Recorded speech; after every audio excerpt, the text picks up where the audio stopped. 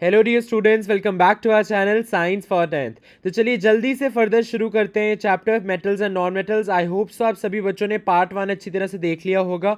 इस साल बोर्ड्स ने एक भी चीज़ इस चैप्टर में से डिलीट नहीं की है, इसीलिए चैप्टर बहुत ज़्यादा इंपॉर्टेंट बन जाता है। एनसीईआरटी का एक एक पॉइंट मैं कवर करने वाला हूँ और आपको बेस्ट एक्सप्लेनेशन मिलने वाली है। इसीलिए let's get started, but before starting I request you all to please like, share and subscribe to this channel. Subscribe करना बच्चे बिल्कुल फ्री है, तो आप वो लाल वाला बटन दबाकर सब्सक्राइब कर सकते हैं and do press the notification bell, ताकि कोई भी मैं नई वीडियो डालूं इस चैनल पे related to your class 10 science syllabus, तो वो आपको सबसे पहले मिल जाए। तो चलिए जल्दी से शुरू करते हैं। अब हम आगे बढ़ेंगे।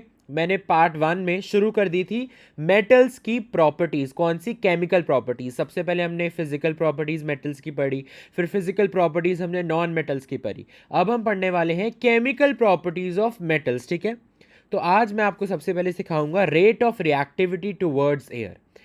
हमें पता है कि मेटल जब एयर के साथ रिएक्ट करता है, एक यानी वो किससे रिएक्ट कर रहा है? एयर के अंदर पाए जाने वाली ऑक्सीजन के साथ बेसिकली मेटल रिएक्ट कर रहा है और क्या बना दे रहा है? मेटल ऑक्साइड बना दे रहा है, राइट। अब ये नहीं, ये अब पता क्या होता है कि इतने सारे अलग अलग तरह के मेटल्स होते हैं, ठीक है। आयरन, कॉपर, बहुत सारे मेटल्स होते हैं। तो वो ये सारे मेटल्स, ये तो नहीं है कि एक ही हिसाब से ऑक्सीजन के साथ रिएक्ट करेंगे, नहीं, ऐसा नहीं होता। कुछ मेटल्स बहुत जल्दी रिएक्ट कर देते हैं ऑक्सीजन के साथ, विगरसली रिएक्ट करते हैं, इतना तेज रिएक्शन होता है कि आपको पता भी नहीं लगेगा। कुछ मेटल्स बहुत ज़्यादा टाइम लेते हैं ऑक्सीजन के साथ रिएक्ट करने में, और कुछ मेटल्स ऐसे होते हैं जो कि ऑक्सीजन के साथ रिएक्ट करते ही नहीं है, वो धीरे धीरे करके अब इस सेक्शन में हम पढ़ने वाले हैं। तो चलिए शुरू करते हैं। देखो फर्स्ट पॉइंट क्या है, सोडियम और पोटेशियम, ये दो ऐसे मेटल्स हैं जो कि एयर के साथ इतनी तेज रिएक्ट करते हैं, इतनी तेज रिएक्ट करते हैं कि आप पूछो मत, they easily catch fire as soon as they react with air. यानी एयर में पाई जाने वाली ऑक्सीजन के साथ जब ये दो मेटल्स रिएक्ट करते हैं, कौन से? सोडियम और potassium. Na is the symbol of sodium, K is the symbol of potassium, ठीक है, ये याद होना चाहिए आपको। दे रिएक्ट विगरसली, इसीलिए ये एयर के साथ इतना तेज रिएक्शन ना हो, इन दोनों मेटल्स को केरोसिन ऑयल के अंदर स्टोर किया जाता है। केरोसिन ऑयल के अंदर क्यों स्टोर किया जाता है? ताकि इन मेटल्स का एयर के साथ कंटैक्ट तोड़ा जा सके। जब कंटैक्ट ही नहीं रहेगा तब रिएक्शन ही नहीं ना होगा। ऑब्वियसली रिएक्शन के लिए एयर तो चाहिए, जब एयर से तुम कंटैक्ट तोड़ दोगे तो नहीं होगा रिएक्शन। और ये कंटैक्ट कैसे तोड़ोगे? इनको कैरोसिन ऑयल के अंदर डुबा के, ठीक है। सेकेंड पॉइंट ध्यान से देखो बच्चे, magnesium, aluminium, zinc and lead, they are covered with thin layer of oxide. मैंने बोला ये मेटल जब ऑक्सीजन के साथ रिएक्ट, यानी एयर में पाई जाने वाली ऑक्सीजन के साथ रिएक्ट करेगा तो ऑक्साइड की एक थिन लेयर बन जाती है, यानी मेटल ऑक्साइड बन जाता है। अब ध्यान से सुनो, इन मेटल्स के लिए अच्छा है वो ऑक्साइड लेयर बनना, because that oxide layer acts as a self protective layer. मतलब ये मैग्नीशियम, एल्यूमिनियम, जिंक और लेड, ये जब रिएक्ट करते हैं एयर के साथ, तो एक ऑक्साइड की लेयर बन जाती है जो उनको प्रोटेक्ट करती है और फर्दर ऑक्सीडेशन होने से बचाती है इन मेटल्स को, ठीक है। तभी तो हम जो किचन्स में यूज़ करते हैं, हमारा कौन से? Aluminium foils. वो एल्यूमिनियम फॉइल्स इसीलिए तो यूज़ करते हैं बिकॉज एल्यूमिनियम के बने हैं, ठीक है। एंड एल्यूमिनियम जब रिएक्ट करेगा एयर के साथ तो ऑक्साइड की लेयर बन जाएगी जो कि खाने को ख़राब नहीं होने देगी, राइट। तो इसलिए हम एल्यूमिनियम फॉइल्स यूज़ करते हैं। तो ये आप थोड़ा सा ऐसे याद रख सकते हो, बिकॉज इसमें ज़्यादातर चीज़ें आपको याद ही रखनी पड़ेगी, ठीक है।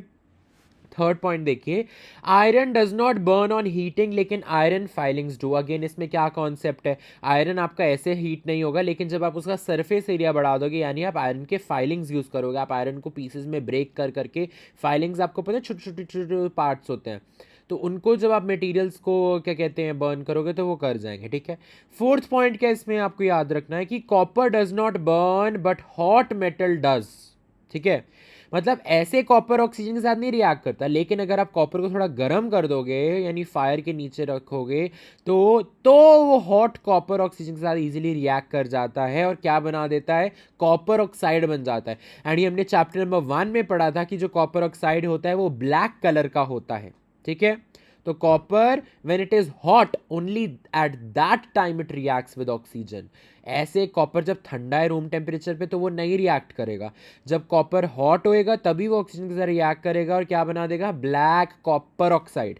ब्लैक कॉपर ऑक्साइड, ठीक है। बात समझ में आई आप सभी बच्चों को? ओके।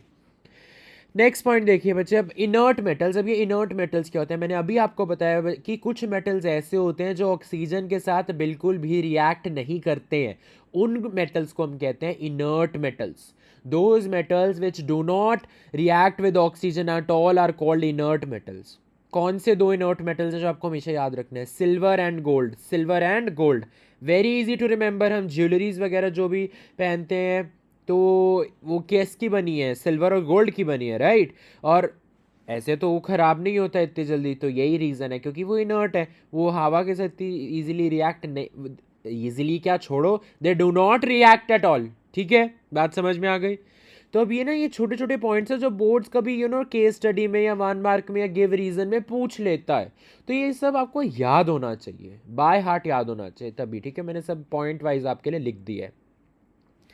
अब हम बात करेंगे एक वेरी इंपॉर्टेंट प्रोसेस की जिसका नाम है एनोडाइजिंग। एनोडाइजिंग क्या होता है बच्चे? It is a process of forming thick oxide layer on the surface of aluminium to protect it from corrosion.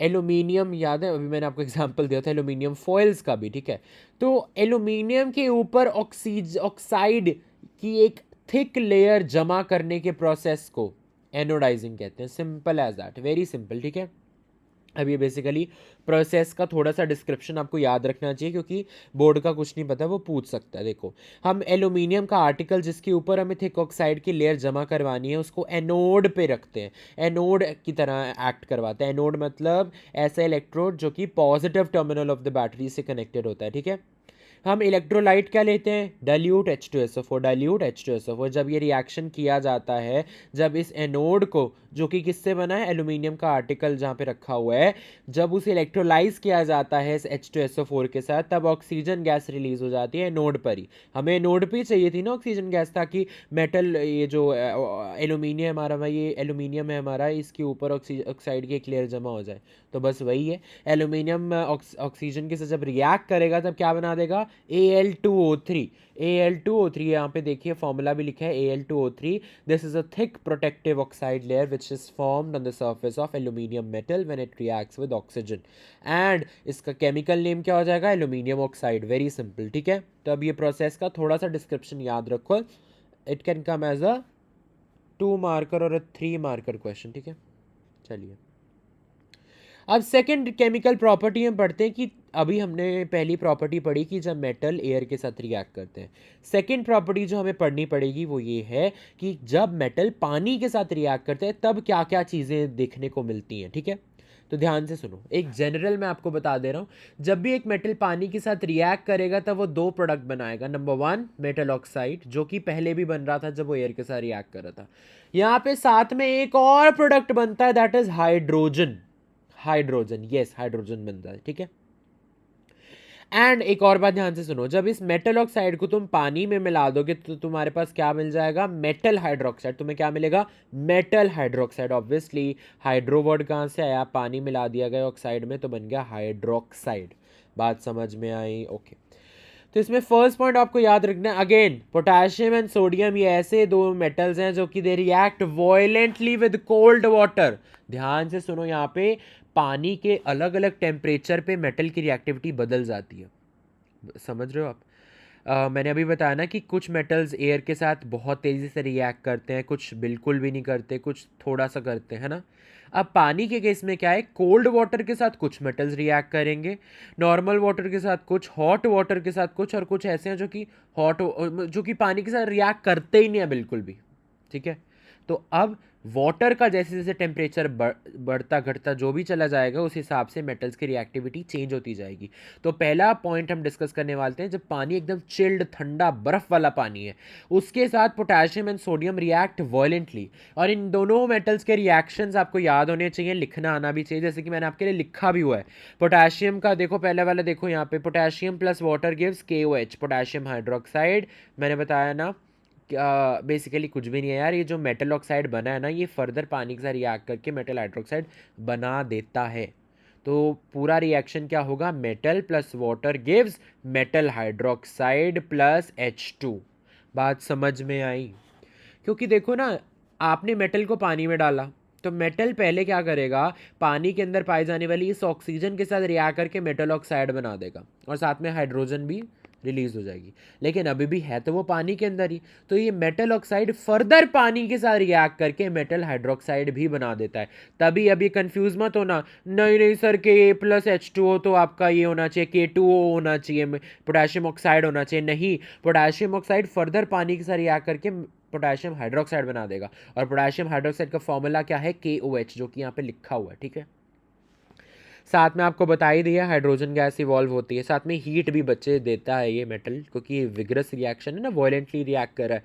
और इसीलिए क्योंकि हीट रिलीज हो रही है, this is an example of exothermic reaction. कौन सा, एक्सोथर्मिक रिएक्शन।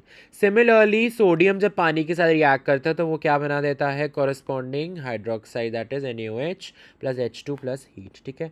अब कैल्शियम का क्या केस है, ये कैल्शियम रिएक्ट्स लेस वॉयलेंटली, ये भी पानी के साथ रिएक्ट करता है, वो भी ठंडे, लेकिन एक कम में वॉयलेंटली रिएक्ट करता है, ज़्यादा इसमें तेज विगरस रिएक्शन नहीं होता, ठीक है।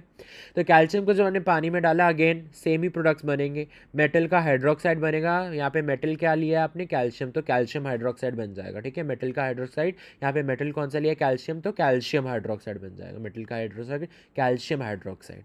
साथ में हाइड्रोजन गैस भी इवॉल्व होगी, बात समझ में आई। अच्छा, अब इसमें से जो बोर्ड का फेवरेट क्वेश्चन है, जो पूछता है किसी ना किसी सेट में, ये क्या होता है कि ना ये कैल्शियम ना फ्लोट करने लग जाता है पानी के ऊपर। जैसे इसको ठंडे पानी में डालते हैं ना, कैल्शियम का जो भी सॉल्ट है, ये जो भी मेटल है, ये फ्लोट करने लग जाता है। क्यों? It starts floating as the bubbles of H2 sticks to its surface. Simple, एक आंसर में आपको पूरा नंबर 1 मार्क मिलेगा। ये जो हाइड्रोजन गैस इवॉल्व हुई है ना, इसके बबल्स इसकी सरफेस पे स्टिक कर देते हैं, जो इसको ऊपर ले जाते हैं और फ्लोट करते हैं इनकी वजह से, ठीक है। Very easy it is. अब देखो नेक्स्ट पॉइंट है, magnesium does not react with cold water. अब हम ऐसे मेटल्स की तरफ बढ़ेंगे जो कि ठंडे पानी से तो नहीं रिएक्ट करते, लेकिन गर्म पानी से रिएक्ट कर जाते हैं, जैसे कि मैग्नीशियम। मैग्नीशियम को तुम पानी में डालो तो क्या बन जाएगा, magnesium hydroxide, milk of magnesia. देखो हमने सेकेंड चैप्टर में पढ़ा था, उसका फॉर्मूला यही होता है, MgOH होल ट्वाइस, है ना। साथ में हाइड्रोजन गैस तो रिलीज होगी, ये भी फ्लोट करने लग जाता है, बात समझ में आई, ये भी फ्लोट करने लग जाता है, because again same reason, the bubbles of H2 stick to the surface of magnesium also, ठीक है। तो अगर दो आपसे मेटल्स पूछे जाएं जो कि they begin to float as soon as they are put into water, it is magnesium and calcium. लेकिन कैल्शियम ठंडे पानी के अंदर, मैग्नीशियम हॉट वाटर के अंदर। अच्छा, अब कुछ मेटल्स ऐसे होते हैं जो कि ठंडे पानी से भी नहीं रिएक्ट करते, हॉट वाटर से भी नहीं रिएक्ट करते। कौन से ऐसे मेटल्स हैं, याद रखो, aluminium, iron, zinc. Again repeat with me, aluminium, iron, zinc, ठीक है। लेकिन ये स्टीम के साथ रिएक्ट कर जाते हैं, यस। अगर देखो पानी की भी अलग अलग फॉर्म्स होती है ना, लिक्विड फॉर्म होती है, फिर गैशियस फॉर्म भी होती है, दैट इज स्टीम, राइट। जब इवेपोरेट हो जाता है पानी तो स्टीम बनता है, स्टीम के साथ ये मेटल्स रिएक्ट कर जाते हैं। तभी अगर आप इनके रिएक्शंस देखोगे, यहाँ पे पानी के साथ ब्रैकेट में G लिखा है, G का मतलब गैस, यानी ये स्टीम है, ये पानी लिक्विड फॉर्म में नहीं है, गैशियस फॉर्म में, और उसको स्टीम नाम है, स्टीम कहते हैं ना जब पानी इवेपोरेट हो जाता है, गैस फॉर्म में होता है, तो उसको स्टीम कहते हैं। तो जब ये मेटल स्टीम के साथ रिएक्ट करेंगे तो देख लीजिए क्या क्या रिएक्शन होगा। अब देखो इसमें हाइड्रोक्साइड नहीं बनेगा, इसमें ऑक्साइड ही बनेगा, बहुत इंपॉर्टेंट पॉइंट है ये। अभी तक हम देख रहे थे हाइड्रोक्साइड बन रहा है क्योंकि मोटा ताज़ा पानी था ना, अब तो सिर्फ स्टीम है तो सिर्फ ऑक्साइड बनेगा, ठीक है, ऐसे याद रखो। Al2O3 plus H2 gas, hydrogen gas तो रिलीज होनी है जहाँ भी पानी और मेटल है, ठीक है। सिमिलरली यहाँ पे भी ऑक्साइड बनेगा, Fe2O3 फेरिक ऑक्साइड, और यहाँ पे हाइड्रोजन गैस रिलीज हो जाएगी। डन। अच्छा, अब कुछ मेटल्स ऐसे होते हैं जो कि पानी के साथ बिल्कुल भी रिएक्ट नहीं करते, वो कौन से हैं जी, लेड, कॉपर, सिल्वर, गोल्ड, ठीक है। तो कोई भी दो पूछे तो सिल्वर गोल्ड ही याद रख लो, इनर्ट मेटल्स, ठीक है। ये तो पानी के साथ बिल्कुल भी रिएक्ट करते ही नहीं हैं। अब ना ये मेटल्स एंड नॉन मेटल्स में ना इन्हीं प्रॉपर्टीज़ पे बहुत क्वेश्चन आ जाते हैं, केस स्टडी भी आ जाती है, तो अच्छी तरह से एक एक प्रॉपर्टी जो मैंने समझाई है याद होनी चाहिए। प्रॉपर नोट्स बना रहे हो, नहीं बना रहे, दिखाओ सारे अपनी कॉपीज़, चलो बनाओ नोट्स, बनाओ प्रॉपर, ओके। अब थर्ड प्रॉपर्टी हम देखने वाले हैं मेटल्स की, कि वो एसिड्स के साथ कैसे रिएक्ट करते हैं। How do metals react with acids, okay. हमने पहले देखा मेटल्स एयर के साथ कैसे रिएक्ट करते हैं, फिर हमने देखा मेटल्स पानी के साथ रिएक्ट कैसे करते हैं। अब हम देखेंगे कि मेटल्स एसिड्स के साथ कैसे रिएक्ट करते हैं, ठीक है। मेटल्स को जब एसिड के साथ रिएक्ट, बेसिकली वो क्या बनाते हैं, सॉल्ट और हाइड्रोजन गैस बनता है। क्या बनता है, सॉल्ट और हाइड्रोजन गैस प्रोडक्ट बनता है जब एक मेटल एसिड के साथ रिएक्ट करता है। देख लो आपके लिए सारे एग्जांपल्स विद इक्वेशंस मैंने लिखा हुआ है। नंबर 1 जिंक प्लस HCl क्या बनेगा, ZnCl2 प्लस H2। बेसिकली कुछ नहीं है, सिंगल डिस्प्लेसमेंट रिएक्शन कराते जाओ। जिंक को क्लोराइड के साथ बना दो, फॉर्मूला ZnCl2 और साथ में हाइड्रोजन गैस बन रही है MgCl2 प्लस H2। देखो AlCl3 प्लस H2। अब ये फॉर्मूला लिखने तो तुमने 9th में सीखे थे ना, जो वैलेंसी लिख के क्रिस क्रॉस करते हैं। नहीं आता तो कमेंट सेक्शन में बता देना, I will make a separate video as to how do you write the formulas. देखो एल्यूमिनियम की वैलेंसी 3 होती है, क्लोराइड की 1 होती है, दोनों आपस में मिलेंगे तो क्या बनेगा, AlCl3। बात समझ में आई, ओके। और साथ में ये वाला रिएक्शन भी देखो, आयरन जब HCl की तरह तो क्या बनेगा, FeCl2 फेरस क्लोराइड, ठीक है। अच्छा आप देखो FeCl3 is ferric chloride, FeCl2 is ferrous chloride, ठीक है, plus H2O, sorry I mean H2 hydrogen gas, ठीक है। अच्छा अब इसमें क्या है एक्सेप्शन, HNO3। बच्चे आपको पता है कि जब मेटल HNO3 के साथ रिएक्ट करता है तब हालांकि HNO3 is also an acid, which acid is it, नाम बताना जरा HNO3 का नाम क्या, nitric acid, yes nitric acid. जब मेटल नाइट्रिक एसिड के साथ रिएक्ट करता है तब कोई हाइड्रोजन गैस नहीं बनती है। अभी तो मैंने बताया, बोलोगे सर अभी तो आपने बताया मेटल जब एसिड के साथ रिएक्ट करेगा तो हाइड्रोजन गैस निकलती है, नहीं, लेकिन नाइट्रिक एसिड एक एसिड होने के बावजूद, नाइट्रिक एसिड एक एसिड होने के बावजूद मेटल के साथ जब रिएक्ट करता है तब कोई H2 गैस नहीं रिलीज होती है। क्यों, अब इसका रीजन, ये क्वेश्चन भी बोर्ड्स का फेवरेट क्वेश्चन है, प्लीज इसको मार्क कर लीजिए। The reason is because HNO3 is a strong oxidising agent. I repeat, HNO3 is a strong oxidising agent. पहले चैप्टर जो मैंने पढ़ाया हुआ है, इसी चैनल पे पूरी वीडियोस आपको मिल जाएंगी, उसमें मैंने बताया है what is an oxidising agent, जो दूसरे की ऑक्सीडेशन करता है, खुद की रिडक्शन करता है ना। तो बस वही है बेसिकली, जब ये कोई भी मेटल HNO3 के साथ रिएक्ट करता है, ठीक है, तो हाइड्रोजन गैस बनी थी, लेकिन HNO3 ने एक स्ट्रॉन्ग ऑक्सीडाइजिंग एजेंट होने के नाते इस H2 गैस जो कि रिलीज होनी थी उसको ऑक्सीडाइज कर देता है अगेन पानी के अंदर, ठीक है, वाटर बन जाता है। एंड खुद की क्या करता है, रिडक्शन करता है। तो खुद को किस में कन्वर्ट कर देता है, या तो बेसिकली नाइट्रोजन के ऑक्साइड्स में कन्वर्ट कर देता है। देखो 3 तरह के नाइट्रोजन के ऑक्साइड्स हो सकते हैं, N2O, NO, NO2, वो रिएक्शन पर डिपेंड करेगा। तो बस आपको ये याद रखना है, इनमें से कोई भी नाइट्रोजन का ऑक्साइड बन सकता है। क्या बात समझ में आई, अच्छा। अब इसमें एक्सेप्शन क्या आ जाती है कि सिर्फ मैग्नीशियम एंड मैंगनीज, ये ही दो ऐसे मेटल्स हैं दुनिया में, मैग्नीशियम एंड मैंगनीज ये ही दो ऐसे मेटल हैं जो कि HNO3 के साथ रिएक्ट करते हैं और हाइड्रोजन गैस रिलीज करते हैं। मैंने अभी बताया ना कि HNO3 ही एक अकेला एसिड है जिसमें के साथ जब मेटल रिएक्ट करेगा तब कोई हाइड्रोजन गैस रिलीज नहीं होगी। लेकिन फिर अगेन मैं बोलूँगा दो ऐसे मेटल्स हैं जो कि HNO3 के साथ रिएक्ट करने पे हाइड्रोजन गैस निकालने पे उसे फोर्स करते हैं। और वो कौन से दो मेटल्स हैं, मैग्नीशियम एंड मैंगनीज। ये आपको याद होना चाहिए, आपको अच्छे तरीके से याद होने चाहिए। मैग्नीशियम एंड मैंगनीज ऐसे दो मेटल्स हैं जो कि HNO3 के साथ रिएक्ट करके हाइड्रोजन गैस रिलीज करवाते हैं उससे। हालांकि इसको नहीं करना चाहिए बट ये दो मेटल्स करवा देते हैं, तभी एक्सेप्शन बन गए, ठीक है। तो अभी के लिए इतना ही, अभी नेक्स्ट पार्ट में हम फर्दर कंटिन्यू करेंगे इस चैप्टर को। All the very best day students, I know you all are going to rock in your boards. All the best.